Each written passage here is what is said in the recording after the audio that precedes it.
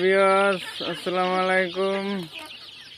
অনেক ঠান্ডা, সেজন্য ওই যে আজকে আমি 400 বাচ্চা বোর্ডিং করতেছি, রোদে বাই করে দিলাম।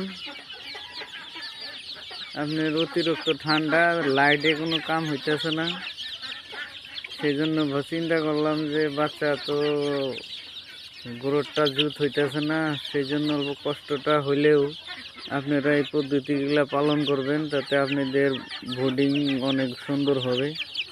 এগুলা আমার মোটামুটি আজকে 25 দিন হয়ে গেছে। 25 দিনের বাচ্চা দেখেন, ঠান্ডায় গরুটা অত ভালো হইতেছে না, সেই জন্য চিন্তা করে দেখলাম যে আজকে অল্প ব্যারি করে দেই। রোদে দিলে এরা দেখেন কি মজা করে ঘুরতেছে, শুয়ে রয়েছে।